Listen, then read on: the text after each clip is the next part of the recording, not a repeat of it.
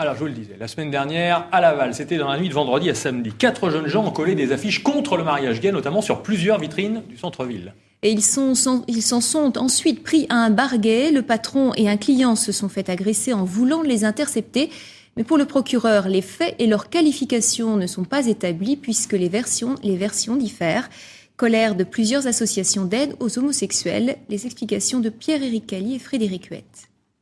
Que s'est-il vraiment passé vendredi soir dans les petites rues du Vieux-Laval ?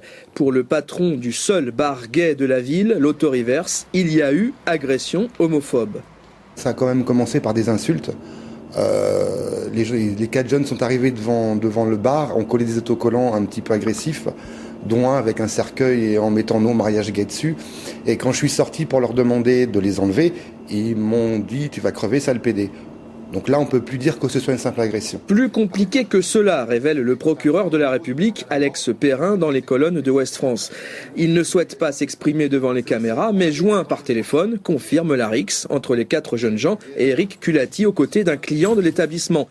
Mais le caractère homophobe, pour lui, n'est pas flagrant. Les 4 agresseurs présumés n'ont pas la même version que celle de leurs victimes et l'enquête en cours apportera plus de précisions.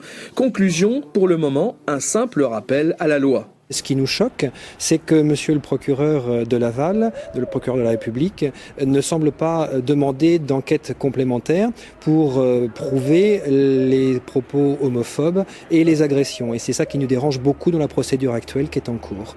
Parce qu'il nous semble qu'un simple rappel à la loi n'est pas suffisant compte tenu des éléments de l'enquête dont nous avons pu, nous, établir les faits. Les agresseurs présumés ne sont pas de Laval. Ils étaient en séminaire au sein d'un groupe catholique appartenant à la fraternité Saint-Pie X, un mouvement fidèle à Monseigneur Lefebvre. Bonsoir Pierre-Yves Lebrun. Bonsoir. Vous êtes conseiller municipal de Nantes en charge des pratiques culturelles émergentes, mais c'est pas pour ça qu'on vous a demandé de venir, c'est parce que vous êtes homosexuel et vous êtes l'ancien président du centre gay et lesbien de Nantes. Là, il y a une enquête en cours. A priori, d'après le parquet, les propos homophobes ne sont pas avérés. L'homophobie au quotidien, comment ça se manifeste ? L'homophobie au quotidien, je crois, elle est réelle. Ces faits, effectivement, montrent un peu la difficulté actuellement, en tout cas dans le cadre de l'enquête, pour le juge d'établir. Mais je crois qu'il y a aussi une information à faire par les textes qui ont été votés. Les violences, les propos homophobes, ce sont des textes qui ont été votés. Donc c'était en 2004 déjà. C'était en 2004. Il faut qu'ils soient mis en application.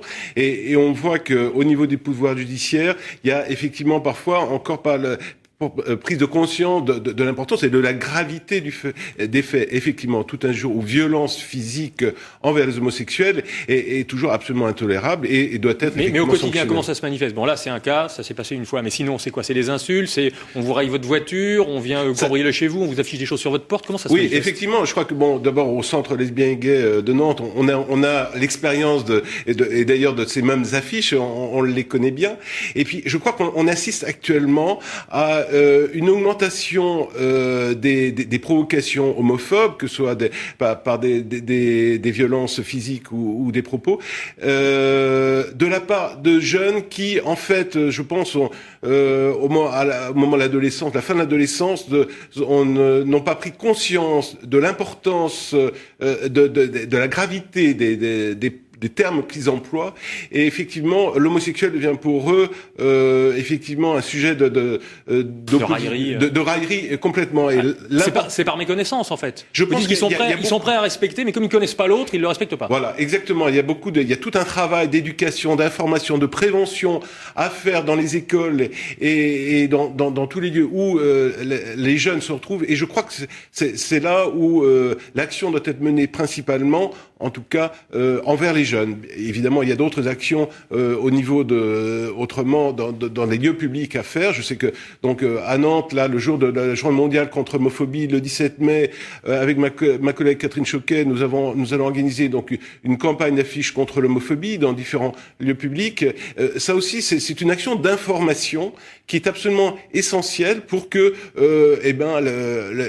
l'homophobie ne soit pas banalisée. L'homophobie est vraiment extrêmement grave. Par contre, vous aimeriez que l'homosexualité soit banalisée. pour ça qu'il y a eu des bien Gay Pride, sûr, c'est pour ça qu'il y a des festivals de cinéma, c'est pour ça qu'il y a des journées mondiales, c'est pour ça qu'il y a eu la HALD aussi, pour montrer que c'était... Exactement. On risquait quelque chose au même titre que si on injuriait, on avait des propos xénophobes ou racistes. Oui, mais ces moments-là sont toujours forts, mais importants pour faire connaître. Et je crois que, bon, si effectivement on parle de plus en plus d'homosexualité, d'accepter l'homosexualité, je crois qu'effectivement il y a une éducation à faire auprès de toutes les nouvelles générations. Donc vous demandez au pouvoir public, ouvrez-nous les écoles, qu'on aille en parler aux jeunes. Oui, ce que d'ailleurs on fait régulièrement, toutes les associations sont amenées à faire régulièrement, plus ou moins facilement. D'ailleurs, tout ça c'est un combat de tous les jours.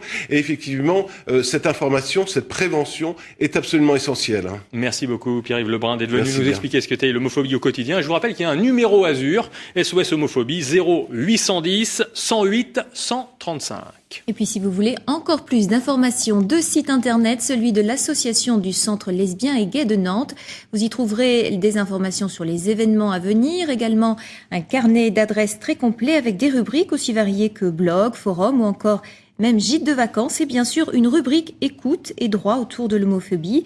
Et puis second site, celui de l'association angevine Quasar, son sous-titre Culture et liberté homosexuelle. On retrouve beaucoup de liens utiles mais aussi une rubrique info avec des articles sur des questions d'actualité et vous retrouverez ces adresses sur notre site france3.fr région Ouest.